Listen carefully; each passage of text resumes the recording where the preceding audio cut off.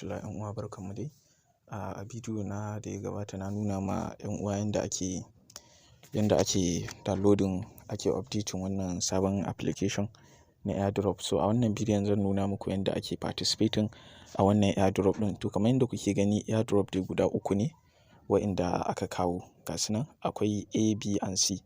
To su wa'innan yanda za ka yi participating shine da farko za ka shigo inda aka saka wannan add project ɗin, sai ka taɓa shi. In ka taɓa shi zai kawo maka ga test ɗin nan. To in kana son ka yi participating a test na A, sai ka taɓa kan shi.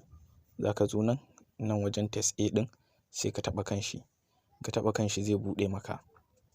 To daga nan sama za ka ga inda aka sa participate. Nan ni na riga na yi participating ne, shi sa ake cewa exit airdrop in fita. To nan na riga na yi participating ne. Idan ka yi participating za ka iya zuwa ka yi claiming ɗin hash ɗinka a nan. Sai ka zo nan wajen da aka sa claim hash ɗin nan, zai nuna maka cewa ka yi claiming. Ni yanzu na yi claiming hash ɗina. So haka ake participating. Bayan ka yi participating, ka yi claiming hash ɗinka, sai ka fito, sai ka dawo wajen test coin B ɗin nan, shi ma ka yi participating in kana sha'awa. Shi ma wannan na C ɗin sai ka shiga, sai ka yi participating. Nan sama za ku ga inda aka sa participating.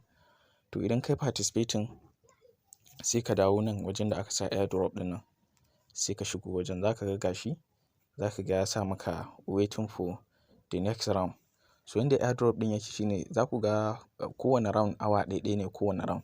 Sannan a round 25 ne ake yi domin ka yi claiming ɗin reward ɗinka wanda ka samu. In ba ka yi claiming ba, reward ɗin zai tsaya. Ma'ana awa 25 kenan za ka yi kana claiming reward ɗinka.